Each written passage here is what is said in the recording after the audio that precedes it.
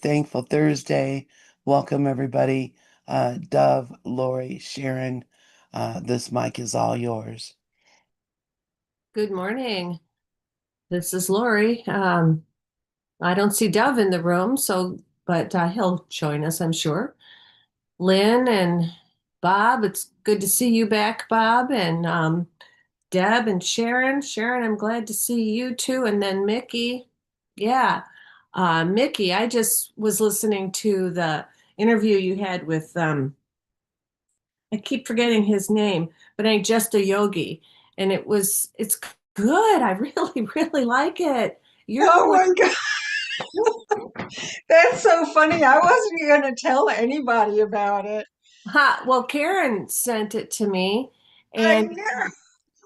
yeah, so it's the YouTube page is just a yogi, and yeah, I did an interview with him too. Oh gosh, it's been a while.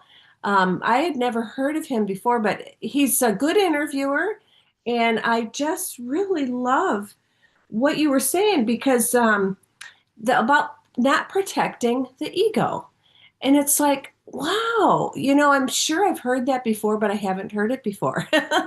You know how you go, whoa, don't protect the ego. And I'm telling you, I keep finding lines like that jump out at me, and I'm like, how did I never see this before? right, right, yeah. So far I'm 27 minutes in, and I made a note of where I stopped, and I'm really enjoying it, and I would recommend it to you guys. So it's just a yogi, just a yogi. What's his name again? His name is Eric McCarty, Okay, yes. Yeah. and he just contacted me out of the blue. Mm-hmm. And we chatted beforehand, and I said, how in the world did you find me? I live in such an obscure little corner of the course world. And he said, the algorithm. Oh, yeah. So I'm like, okie dokie. Must have been from ACIM Gather then. Yeah. Mm-hmm. Because he did the same thing with me, and I don't often check Messenger. And I'm going, who is this guy? And at first I was going to delete it, and then I went, wait, no. And so anyway, yeah, he's pretty cool, and I love what he's doing. He's interviewing course people, and I love people's course stories, and I loved yours, Mickey, about all your addictions and depression, and how you were hopeless and kicked out of therapy because you were hopeless. I am probably one of the few people in the world who's ever been fired by their therapist. And I also love what he had said if he would retitle it, how A Course in Miracles helped me when Buddhism and therapy didn't. That would be good. Yeah, because I had the same thing. It was like overcoming depression. And I know we have talked on this venue a lot about depression and stuff. And it was the course that got me over depression, just same as with you. So I think, and we haven't even gotten into that part of the interview that much yet. But yeah, so good. I think it's great that you did that. Well, thank you so much. It's really, I get very shy about telling anybody about stuff like that. And I thought, okay, I'll do that. And if anybody stumbles on it, great. And Karen did. It just happened to pop up on her algorithm. Cool. And she wound up sending out the link to a million people. Haha. Well, And she sent it out to a few people, and then she texted me about it, and I said, have you watched it? And she said, no, not yet. I said, please watch it and don't send it out to anybody else, and let me know if I look like a complete idiot. And so I made her watch it first before she sent out the link. well, I would say that's protecting the ego, Mickey. Absolutely. Absolutely. I am very good at that. Well, Lynn put in the chat that she watched it too, and she says, "Me too. You were adorable." Oh, So I thought you seemed very happy and bright and quite the messenger for the course. It was great. Yeah. So well, thank you so much. you're welcome. Okay, I still don't see Dove in the room. I wonder, well, he's always in the Pal Talk room, or at least his thing is on there. Lesson 99. He's probably sleeping or something. Anyway, lesson 99. Salvation is my only function here. And Ken writes, this lesson continues discussion of our function, with Jesus speaking specifically about salvation, bridging the seeming gap between illusion and truth. Before we begin, however, let me mention, for Helen would never forgive me if I did not, that beginning with this lesson, the rest of the workbook, including all instructions, is in blank verse. Okay. Yeah, Helen loved that. Okay. Salvation and forgiveness are the same. That's line 1. This is another theme in Jesus's symphonic structure. Salvation, miracle, holy instant, holy relationship, forgiveness, and vision are terms describing the process of undoing the thought system of separation and guilt, which we have made to be reality. Yet both salvation and forgiveness are illusions, because as Jesus will now explain, they undo what never happened. And lines 2 to 3 say, they both, meaning they, salvation and forgiveness are the same. They both imply that something has gone wrong, something to be saved from, forgiven for, something amiss that needs corrective change, something apart or different from the will of God. Thus, do both terms imply a thing impossible, but yet which has occurred, resulting in a state of conflict seen between what is and what could never be. And Ken says, with that confusing thing, how is, imply a thing impossible, but yet has occurred, one of those paradoxes of the Course. Um, this is a level 1 statement referring to the metaphysical foundation of A Course in Miracles that says truth is true and there is nothing else. What is therefore undone is not undone at all, but simply chosen against. This is the point of the following discussion of forgiveness in the clarification of terms, words with which we will become increasingly familiar. So this is a definition of forgiveness from the clarification of terms. Forgiveness is for God and toward God, but not of Him. It is impossible to think of anything He created that could need forgiveness. Forgiveness, then, is an illusion, but because of its purpose, which is the Holy Spirit's, it has one difference. Unlike all other illusions, it leads away from error and not toward it. Forgiveness might be called a kind of happy fiction, a way in which the unknowing can bridge the gap between their perception and the truth. They cannot go directly from perception to knowledge because they do not think it is their will to do so. This makes God appear to be an enemy instead of what He really is. And it is just this insane perception that makes them unwilling merely to rise up and to return to Him in peace. And so they need an illusion of help because they are helpless, a thought of peace because they are in conflict. And I love how this paragraph shows us how A Course in Miracles meets us exactly where we are. If we're in non-duality, it meets us there. If we're in duality and we believe there's something that needs to be forgiven, it meets us there. And I was having a discussion yesterday with my brother, and he still holds a grudge against our other brother from 50 years ago, you know? And, um, and it's like, I said, have you thought of forgiving him? And he said, well, I think I've forgiven the other brother, the third brother. But he goes, yeah, I got to work on that, forgiving him. And then I mentioned to my sister, I said, I mentioned that I suggested that he forgive our other brother. And she goes, there's nothing he needs to forgive him for. You know, he didn't do anything to him. And I said, I know, I know.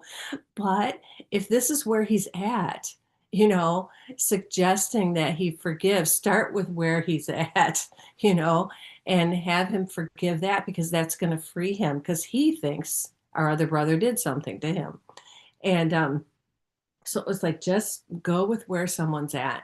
And that, when I went to social work school, that was like the foundational maxim rather, maxim. Just meet the client where they're at. You know, you don't sit there and say, well, you should be, or why don't you think of it this way, or whatever. No, you empathize with where they're at so they feel understood. And then you can suggest something. Um, and I've seen miracles with that. I remember one time I was at my dad's house in Detroit. And this was when we were selling the house, and there was this inspector coming, and it was this woman who, well, naturally she would be afraid. She was this inspector who came, and something, I don't know if we couldn't get in, or anyway, she got afraid, and she got kind of snippy, like, you know, I'm not gonna do this job or whatever.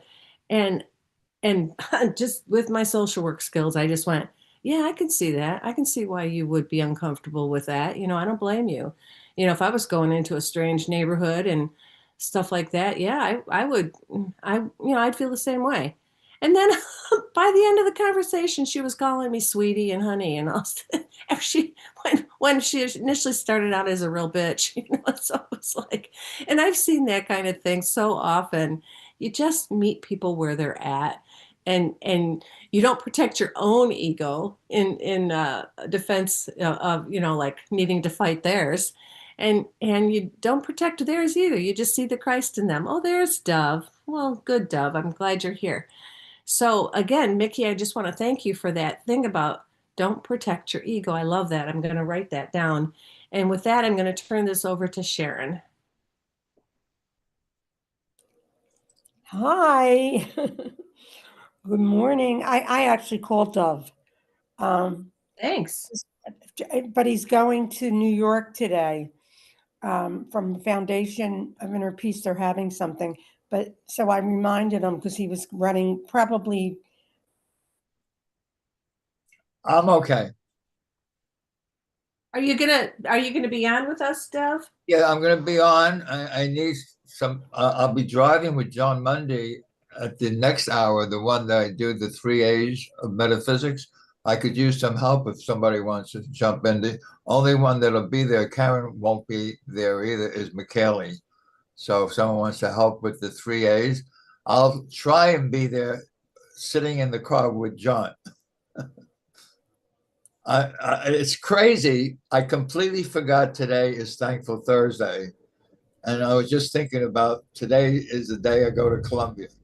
So, I mean, it's amazing how I dropped it out. Okay. But I'm here. I'm here. I'm here. Okay.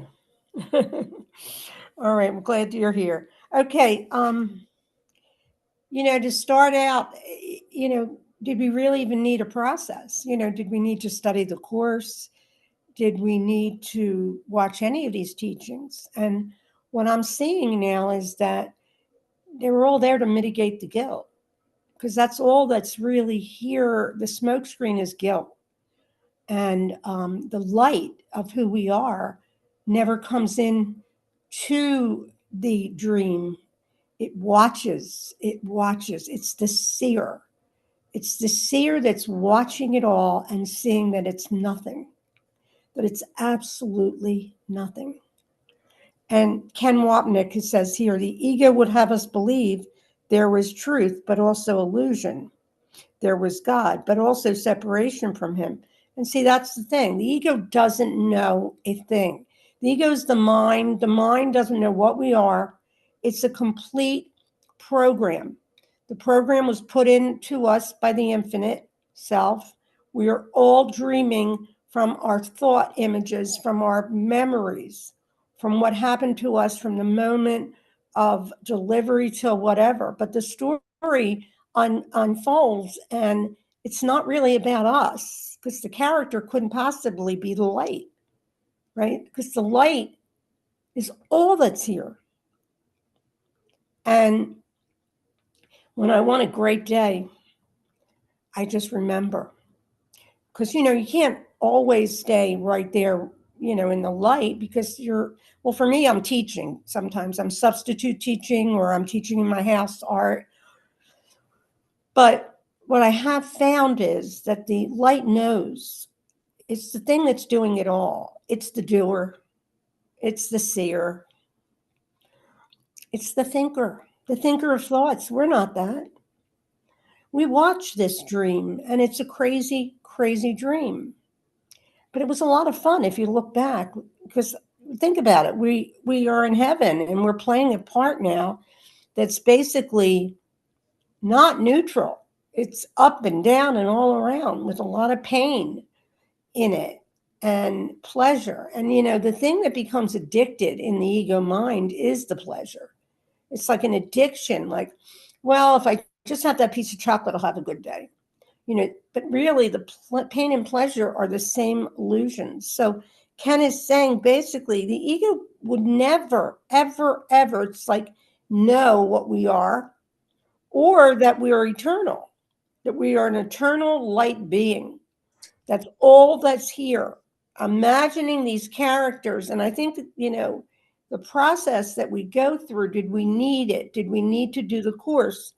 Well, if you really think about it, we really couldn't have needed it, but we are being directed to do it because it's a movie. And when you put a DVD in, you're just watching what happened in the DVD with the progression of the character. And then we get to no character. We get to the annihilated character, where the character doesn't mean anything. The character is completely meaningless. When you surrender, it's a devotion to God. And, I've always heard Dove say, love the truth.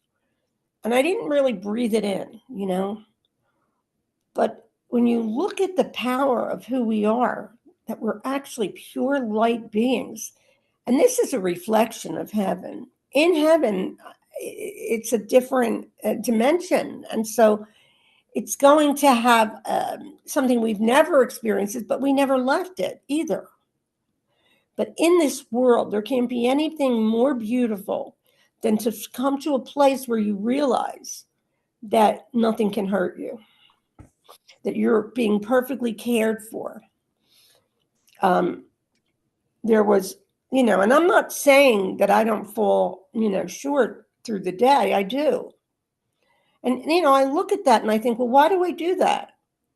Well, it's all part of the process because I'm not doing anything. The voice for love is just watching it. And the characters are having a good old time laughing at themselves or crying or screaming because they want to get there. They want to be the truth of who they are. They want to be pure spirit. Why would we want to be a shabby human that, lives a certain amount of years and then dies? So it's just time to change identity and stay in the light as much as you're supposed to, because you can't make a wrong turn because you're being moved. This Tao that we are, that's moving us everywhere. As soon as you're in the Tao, you're like, wait a minute, I was wrong about everything. I was even wrong about Sharon. I fell into a story that Sharon was this and Sharon was that. And all of her shortcomings and all of the things I needed to correct. But the way this movie goes is it is an undoing, but it's not happening from the person. And we know that as course students. It's happening from the higher self. It's happening as a process to say, silly one, you have really been mistaken. You think that you live this life. You think that you're going to turn into the Holy Spirit in this body, but you're mind. Okay, so we get that. We're mind. But then when you really see that the light of God has never entered this dream, it's watched it.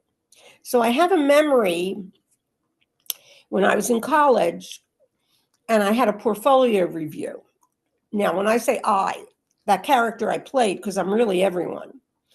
And I was feeling like I wasn't going to get a good grade in it. And I was right. It was my intuition telling me that my portfolio review wasn't up to par. And there was like 20 of us. But I felt so strong about being an art teacher. And for many reasons, I have no idea because that is part of my script. Was I great in art? Absolutely not. Sharon was not great in art. She was creative. And definitely the person that I played was offbeat, wasn't traditional, never have any kind of like getting her nails done. Not that there's anything wrong with that, but I couldn't even want to do it because my hands are in some kind of pain or something. So when I went to art school, I went upstairs at the right time. And this light was pulling me there because I remember it like it was yesterday. And I heard them say, no, she needs more. She needs more drawings. No, we're not going to pass her. And they were talking about me. And instead, I got upset. And of course, the ego got so hurt. But when I realized so many people flunked this portfolio review, I was like, that's it. We got B's and A's in our classes. I'm going to fight this. So I went over to the Temple Tyler's law school. It was Temple, actually, law school. And I set out to get help from the legal system. And when they heard that, they gave us a day of speaking about our work because I felt like, is this for money that they're doing this? It's Temple University. But what I did see, the most important part was the light was there because I went, how did I ever go upstairs at that time? Well, the same thing happened. Like, what was that? The same thing happened maybe 20 years later when my ex-husband was having an affair. I went up, he was telling me he's leaving, and I, we were fighting. And I went upstairs and I picked up the phone and called his machine. Now, do you think I thought that thought? I didn't think that thought.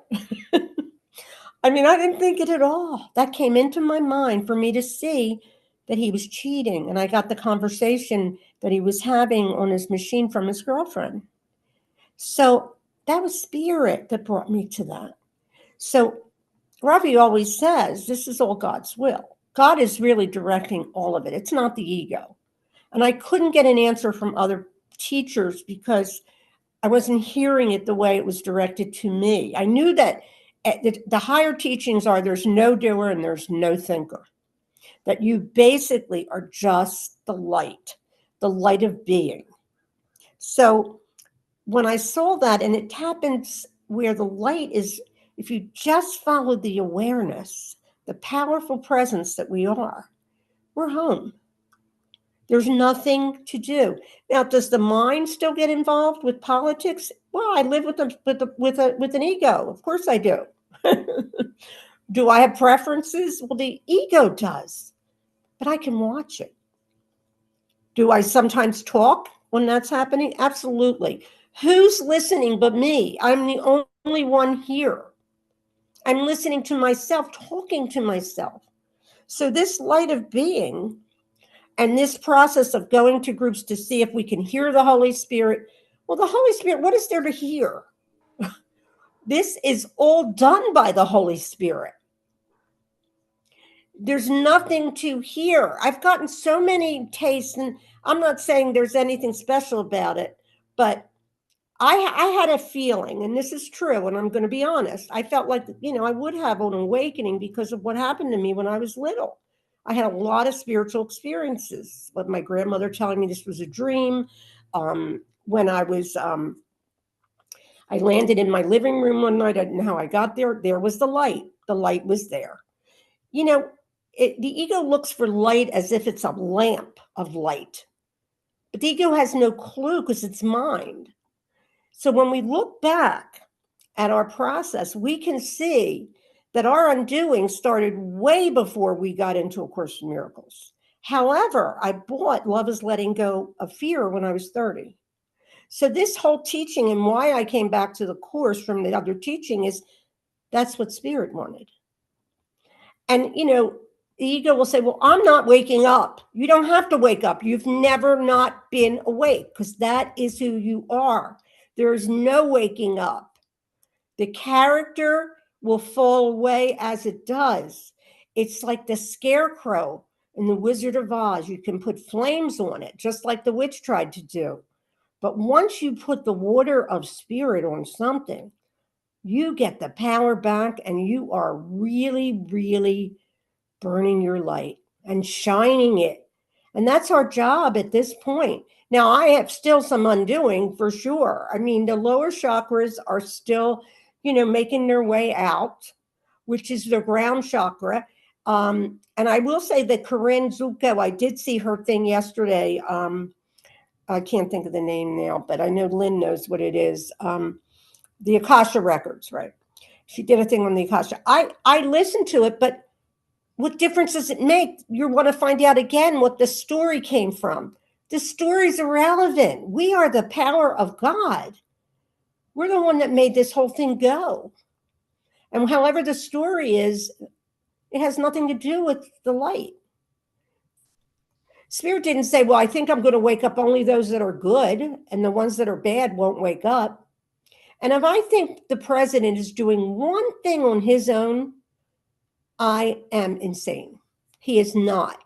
He is being lived to do that. He is playing a part in this great dream of desperation, because that's what it is. It's a desperate call for love, and that's what we are. And with that, I'm going to turn it over because Dove has a night that he's, we're just the one light, and let's just enjoy it. Anyway, thanks. Over to you, Dove. That's an amazing sharing, Sharon. I like the last thing. If I think that Donald Trump is doing one thing he shouldn't be doing, I'm out of my mind. Yeah, that's pretty good. Yeah, because everyone here is playing a part. We're all actors and actresses on stage, and everyone plays his part. And right now, his part is one that so many people have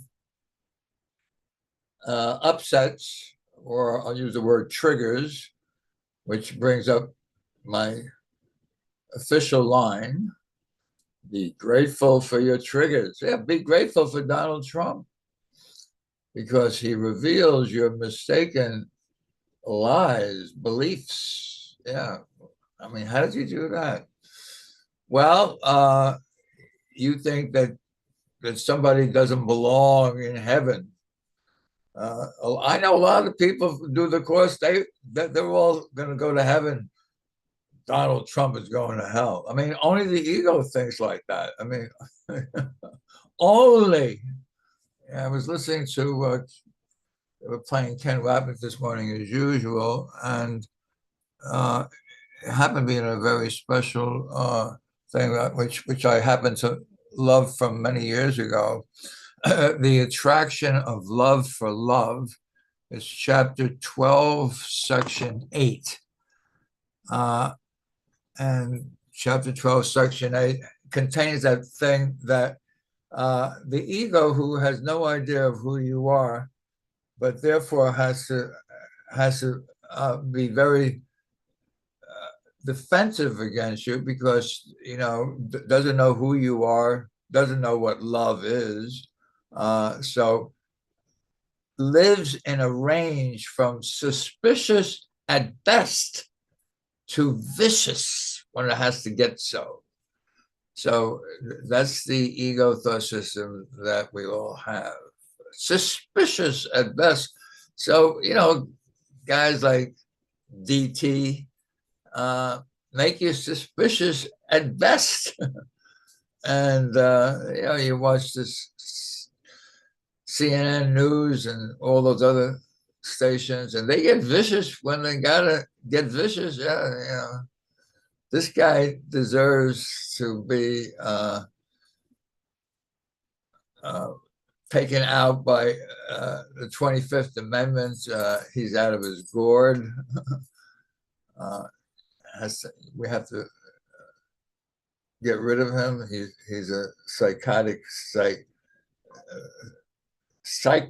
a psychological terror running this country. I guess that's getting vicious. It would be the first time the 25th Amendment was ever used to give somebody the boot. Anyway, what am I talking about? Jesus, get caught up in nothing here. Today's lesson 99. Salvation is my only function here. Yeah. So that means waking up is my only function here because I'm sound asleep. I mean, it's so obvious I'm sound asleep. I forgot today was thankful. How could I ever forget today is Thankful Thursday? I mean, it's almost an impossibility, but it happened. I was so focused on April 9th, which is today, Thursday, going to New York with John Mundy and going to this 50th anniversary celebration of the FIP and meeting all those people that I talk to on the phone sometimes, Tam Morgan, Laura Fenimore, and even Maureen Muldoon is coming in from Chicago. So I'm focused on this. What am I going to wear today? I got to do this, I got to do that. Completely forgot it's Thankful Thursday. I mean, and I'm listening, but I always listen to I can't even think of it. I also listen. I always listen to Pal Talk. So I'm listening to the voices talking. And I'm saying, "Oh, they're having a meeting. Oh, whose voice is that?" I'm pretty good at voices. Obviously, it was Laurie's voice, but for some reason, it didn't connect. And I get this phone call from Sharon. Aren't you coming today? Oh my God. Can't believe it. So the first thing I did, Karen had called me last night and told me she's not going to be able to make the 3A's of metaphysics, which happens at 10:30. And she said it would just be you and Mikhail. And all of a sudden I said, oh my God, I'm not going to be there either. So the first thing I did is call Karen up, said, can you call Mikhail and tell her I can't be there? She said, well, Mikhail may not be willing to do it alone. I said, that's okay. We'll get people here to help. Like I'll ask Sharon. And then Karen said, Mickey will probably help. And I said, oh, that's great. Yeah, Mickey will probably help. Maybe Lynn will help. I don't know who else will help. And then all of a sudden I said, listen, I'll be driving in the car in the passenger seat with John, and maybe I can help from the car.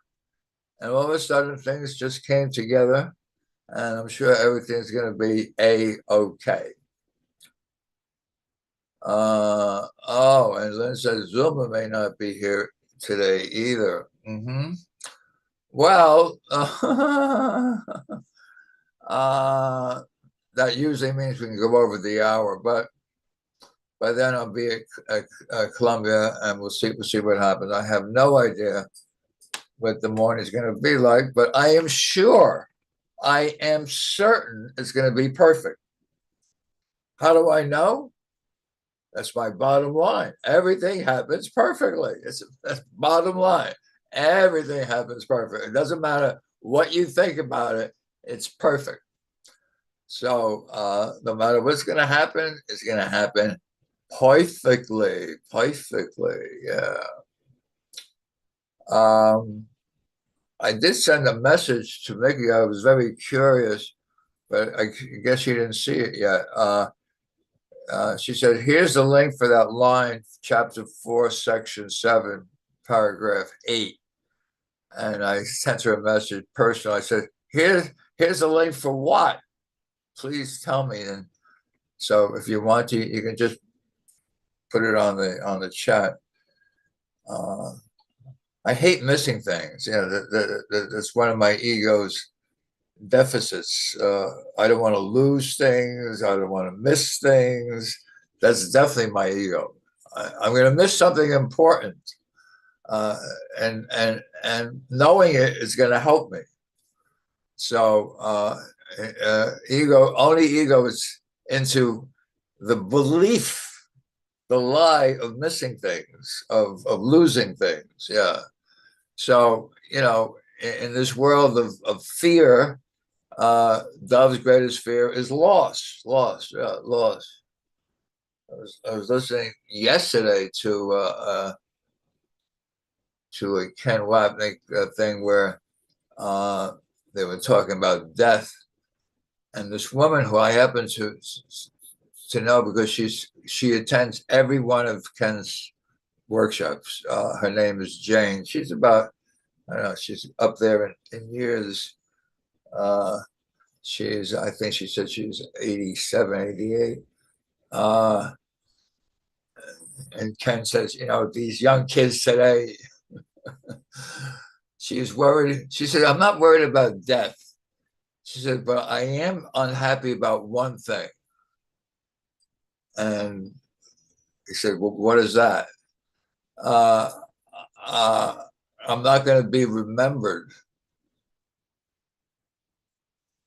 Uh, so Ken almost quickly said, oh, you mean you want to know that you exist? And that's pretty much what the ego is. I exist. I'm not responsible, but I want people to remember me, to know me. Uh, when I heard that, I was, and then Ken said, "Yeah, there are people that put their name on all the buildings," and I'm saying he did this many years ago before Trump, so he's actually describing Trump. Trump puts his name on everything. He wants to be remembered. He wants to be remembered. Yeah, I mean, yeah, I want to be remembered as the best president that there ever was. And I'll help that out by making fun of all the other presidents. They should never, they are the weakest people that should never have been elected president. I'm the best president. And so, that's right. His ego is so healthy, so healthy.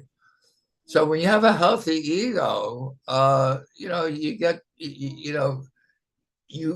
you get to see what it is that you don't want to be, and you strike out and say, I don't want that in my life. Oh, really? So today's lesson is saying the exact opposite. Salvation is my only function here. And if you read this thing, it keeps saying the same thing over and over and over. God still is love. God is but love, and therefore so am I. Kablatzi, God still is love, and this is not his will. So if I'm the will of God, saying I don't want this ego in my life, that's insanity, because love doesn't get rid of the ego. Love looks at the ego and judges not. Judges not. Yeah. I mean, it's so funny how tomorrow's lesson says, my part is essential in God's plan for salvation. And then he gives you the three sister lessons.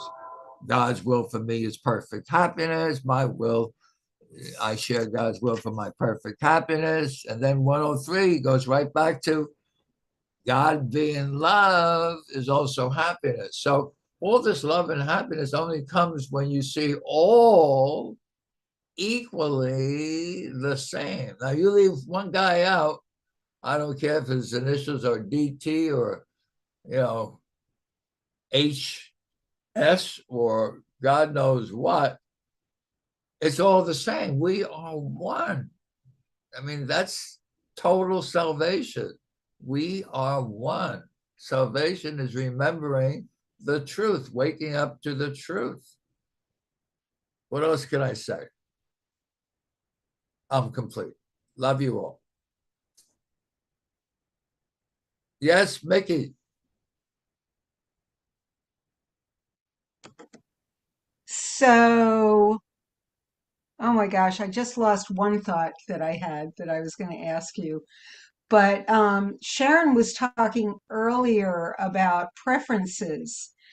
And there's a line that Ken says a lot in his lectures about preferences, that it's okay to have a preference.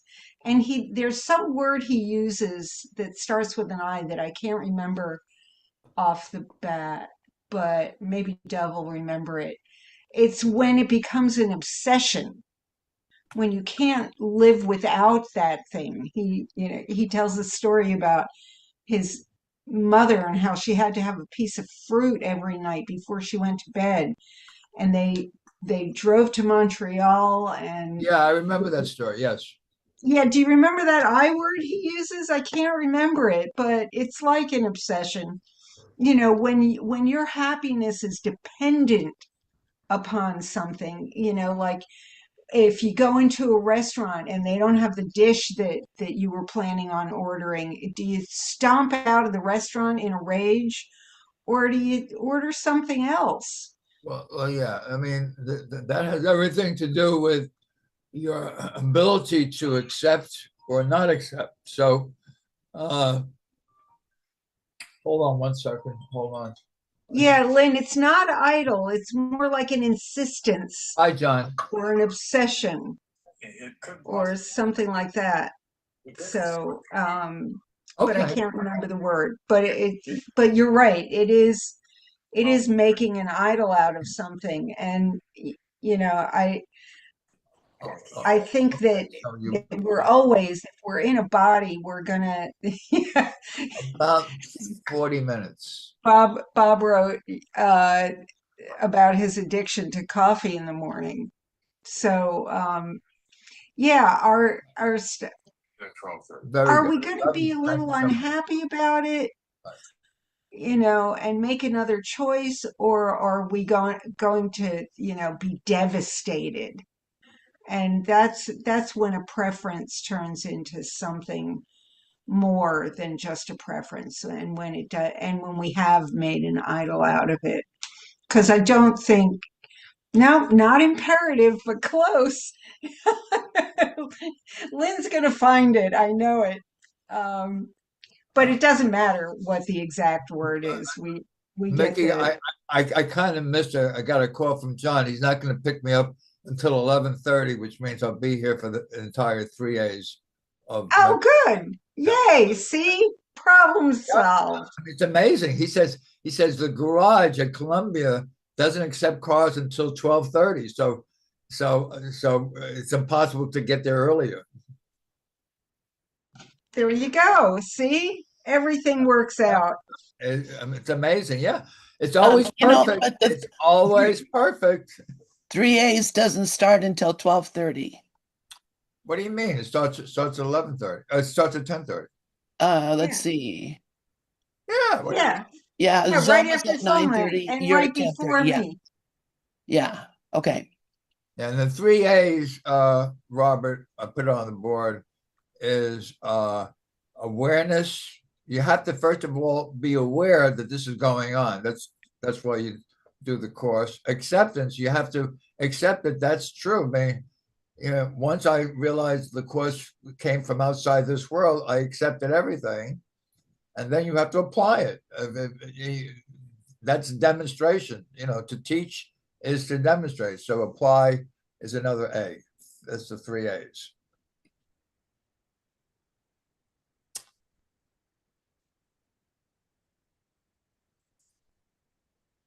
Oh, are you talking about? Oh, it's an addiction. Oh, is that the? Yeah. Okay, so I was talking about the idea of acceptance. Uh, I felt that my cancer, uh, when I went through cancer, that was about 14 years ago. Uh, I only went through 2 months of chemo before the doctor actually said to me, you don't have to take any more chemo. You're okay.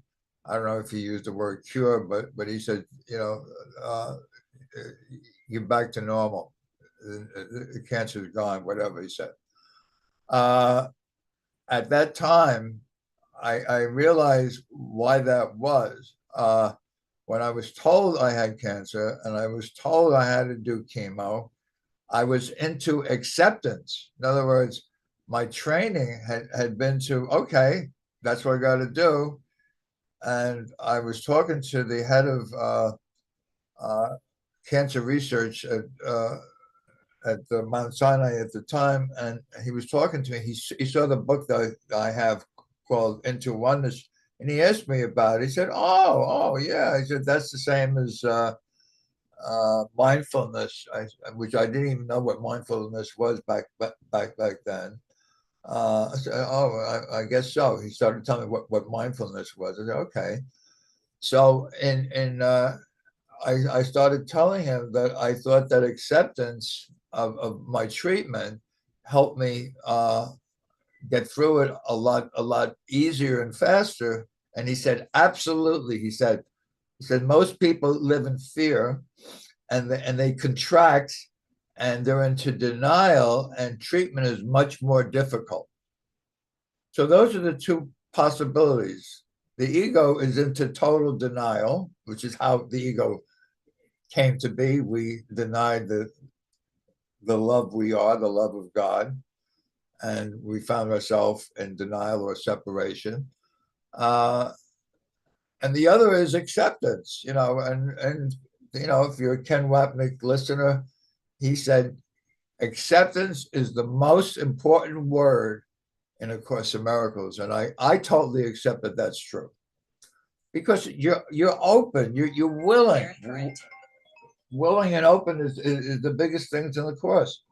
Here's Karen again. I'll be back. Hi, Karen. Hi. I texted her and I told her everything will be fine. I have good news. I'll be there the entire hour. Oh, you will be? Yes, I will be. Yeah. Okay. How are we going to be there? John's not picking me up until 11:30. Oh, okay. Yeah. All right. Let me let her know. Love you. Okay. Very good. Okay. Everything's just changed. Okay. Yeah. Right. Bye. Okay. Everything happens perfectly. I think we're back to you, Laurie, unless someone else wants to share. Okie doke. I like what you were just saying about acceptance is what Ken said. Acceptance is the most important word. That's right. Yeah, well, and if you think about it, our one responsibility is acceptance of atonement. That's right. This lesson, salvation is my only function here. What is salvation except knowing we're saved, knowing we're saved from the world of sin, death, and fear that we made up. And I love that because it's like we're saying yes to God. You could put it in another way. The most important thing is just say yes to God's love. Yes, yes, yes, God, I'll take it. Yes, God, I'll take it. All these good things. And I love the review lesson of lesson 40, I am blessed as a son of God, because the review of that says, herein lies my claim to all good and only good. I am blessed as a son of God. And I think that might be Lynn's birthday lesson, that I am blessed as a son of God. And I love that because it's like, wow, we can kick back, we can relax. We don't have to protect our egos. Yes, okay, so that is your birthday lesson. As Mickey's saying, we don't have to protect our egos. And we can watch the ego. And I really love Ken Wapnick's teaching of this is a course in looking, not changing. And just look at your ego. And I like to add to that what I've been doing lately, which is being compassionate with the ego and saying to the ego self, it's okay. It's okay that you feel that way. It's okay that you're scared. It's okay that you're angry. It's okay that you're rageful. Of course you feel that way, which is basically how I would talk to my clients. Again, meet them where they're at, because as soon as you allow, like that the allowance, I think that's one of the A's you said. Oh, oh, no, it's not. No. Awareness, acceptance, and apply. Yeah. Oh, yeah. And Bob had written up there, what question mark was it allowing? But you could put another A in there, allowing, which is the same as accepting in the sense of not fighting it. And, this goes right back to Jesus in the Bible. resist not evil, turn the other cheek, give the man your cloak if he asks for your coat, because it's just not resisting. It's allowing, it's accepting, it's just rolling with the flow, knowing, like as you put on your card, Dove, be grateful for your triggers and say, okay, there's something here that I'm supposed to be seeing. And one of the things I've been noticing lately as I get a little more perspective or backing up and observing is how resistant and rebellious the ego is. And that's what the Course says. We want to be the author of our own worlds. And it's like, nope, I'm not doing that. Nope, no, and that's wrong, and that's not right, and I'll never accept that. No, and we can all relate to that part of us that is like, even if it's for our good, we're going to resist it. And it's just the state of being human. Human beings are naturally resistant and naturally rebellious. We go through the terrible twos, right? It doesn't start at two, it starts more at like a year and a half. No, no, no, no. And just if we can have that compassion with being human, and that's what I've been feeling lately, is just this compassion for being human, because being human is so hard. It is so hard if we don't have that compassion. It's not as hard if we have that compassion, and it can be a lot of fun. There's a lot of good stuff. But having that compassion of, sure, of course you feel that way. And I've been having this interesting thing with my grandkids when they have their meltdowns. And it works because they get into laughter. And I'll say to them, feel your feelings, acknowledge your feelings, and then let them go. Because I don't know, I never learned emotional regulation. I just stayed in the feelings all the time, and then they took completely over me. And these little kids are pretty passionate, creative kids. And so anyway, they'll start melting down. And there's this one music video, Jack Hartman kids music videos, and there's something about blowing out the candles, or maybe that was a book I read, where you take your 10 fingers and you blow out the 10 candles when you're angry or when you're sad or whatever. Anyway, I started doing a little variation on that with one of my grandchildren, and I started blowing them out, and then I started blowing in her face, and she loved it. Instead of getting mad, she loved it. And then she started blowing at me. I said, "Can you blow me down?" And she would blow me down, and she would, and she's spitting all over my face and stuff like that. And I'm fake falling down, like, oh, she's blowing so hard, she's blowing me down. But the kids end up laughing. And it's almost like this, that blowing it out, like what we talk about with the breath and the cleansing breath, or the breath, that that just completely recenters you and takes you away from the thought about the feeling, the thought of this is horrible, this is awful, this is whatever temper tantrum you're throwing, and then you're breathing and you're back to it. But I like the blowing because it's active, and the kids love it, and then it becomes this game of who can knock each other down with the breath, and they are giggling. And anyway, it's just really fun and really cool, and I'm grateful that Spirit brought that forth. And then I really appreciated what you were saying, Sharon. Basically the whole thing you were saying all over the place was, there's no doer, no thinker, no person. And that's that acceptance again, that acceptance that we're being lived, the acceptance in saying yes to the art school, like you knew. It's like, no, I'm supposed to do this. This is the passion I have. And you hear so many stories like yours where the people told them, you have no talent or you can't do this. But their archetype was, I have to be this. I'm gonna be this.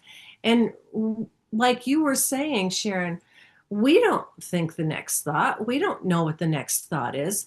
And we're like the archetypes that we're given, or that maybe our souls chose between lifetimes. So I don't know how it works, but these archetypes have to be lived. They just have to be lived. And like Bob, you're doing it now with all this writing you're doing. It's like it is just pouring through you. And it's awesome. It's just so much fun when we are living this creative self that we're given, when we say, yes, God, yes, I will accept all the gifts you've given me, and I'll accept this unique personality that they're flowing through. And it's just fun like that. So, Bob, you wrote, truth is true whether you believe it or not. Just because you believe something does not make it true. That sounds interesting. Can you find a share on it? The 10 candles. I don't know. It was in one of these little kids books, but all you do is you put your hand up, and you blow out act like your fingers are candles, and you blow them out each one by one. It's kind of like a variation on the count to 10 when you're angry. We'll blow out 10 candles, but it works. Anyway, we only have a few more minutes. Maybe we have more if Zulma doesn't come on, but I have to get ready to go. So I'm going to turn this back over to you, Sharon. I see you there in your living room. It's good to see you. And Good to see you, Lori. Yeah. Yeah, we're all just playing a part in this great play that Shakespeare informed us about. I love what you shared, Lori, and I love what you shared, Dove. When I was in college, I guess I was bold because I stood up for like 20 people and everybody passed that portfolio review because it didn't add up to the marks we got in the courses. And the portfolio review, basically, the problem I saw as an art teacher is they want you to draw the way they want you to draw. And that's impossible because you're not the one that's drawing. Okay, that's just happening through you. But that's not what I knew back then. Back then, I just felt like I was a loser. Was a winner because I stood up for myself. And that's the thing. Like, the problem I had in my life is I did stand up to my parents, but I didn't like to do it. I was always afraid of hurting them, hurting their feelings, getting them mad at me. I just wanted to be just free. And didn't we all? Can you imagine we're in this body and we're like choking, like, and we're in a jail. We're in a jail with our thoughts, and sometimes I just want to stay in that. Sometimes it's just fun to just be nothing, just complain, but you're really no thing. You're nothing. There's just emptiness. And it's the most grand play because it has all of, and I'm still attracted to mysteries and, maybe somebody would think I like violent movies. I don't find them violent. I find them fun. But I also know they're a movie. But the interesting thing is when you watch a movie, you become that character you're watching and you have a favorite one. That's what's happening through us all the time. We think we're these people, but I'm as much Lori as Lori is Lori. I'm as much Mickey's. Oh, her teaching was fabulous. It was just so cute, adorable. And I like the guy that calls himself Yogi. So, yeah, so it's kind of like, The Wizard of Oz started out to be my favorite show from the time I was a little girl. And why was that? Well, if you really look at that play, that's exactly what happened. We're dreaming. We're just dreaming. And all of the play, and there is sometimes a sadness that you worked so hard to make this character really good and really successful. I mean, honestly, when I lost all my money and everything happened in my 40s, I didn't fall apart. I was a fighter. I went to court all the time. I worked my rear end off and I didn't think about it. And if you're not thinking about it, but I, Sharon, didn't make those choices. It was just a happening. And the one thing that I am most grateful for is my sense of humor. I have to tell you, in the worst days of my life, I have literally cracked up laughing. Not when I'm in a very bad state of depression. That's a whole different beast. But even those depressions weren't mine, because how could anything be you when it's not reality? This is living reality now. We are living reality right here, right now. And it's so simple. That's why the ego doesn't like it. The ego is total complication. We are complicated beings playing a part that we think means something. At least I did. And I do have preferences. I don't know that I'll ever not, but who cares? I know David Hoffmeister has all these rules about, not having preferences, no private thoughts. Well, it's kind of silly because those private thoughts don't mean anything. And when you put an emphasis on that, and I'm not judging him. If I were to critique him, I wouldn't say anything on here. I have my own opinion, but at the same time, he's not making the choice of what happened to him when he's teaching. That's happening through him. So we're all so innocent. And if we look at that and say to ourselves, look, every one of us did nothing wrong. First of all, nothing happened, but at the same level, it's happening by itself. And awakening, it was very important. Like I thought it was so important by the teachers that I saw. I had, well, Liz Cronkite was always like my friend and mentor, but I have to say that she was the only one that really basically, in so many words, didn't say, don't take this seriously. None of it. Because it's not.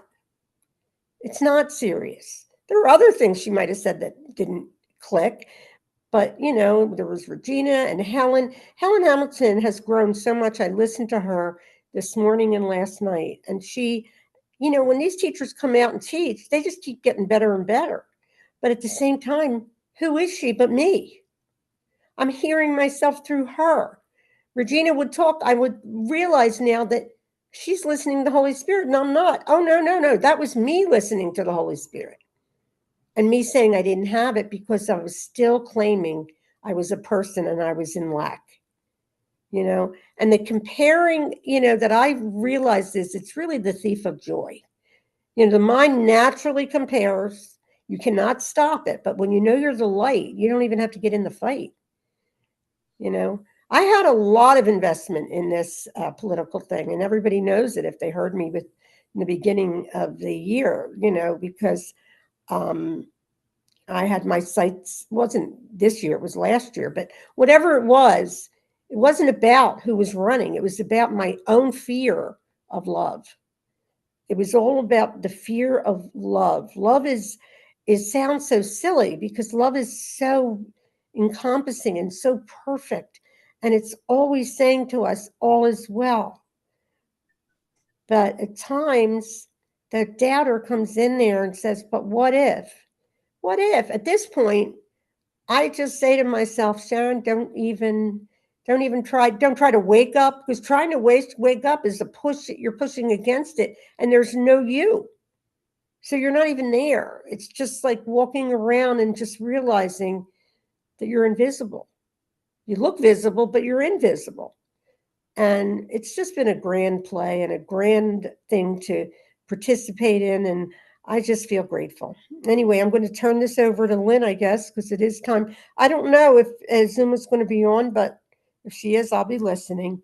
And Gloria's here. Oh, I just saw that she came in. Okay.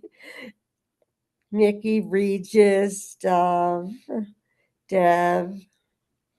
Robert, Lynn, and me. Okay. All right. So here you go, Lynn. Thank you so much, everybody. Wonderful sharing this morning. I really have enjoyed listening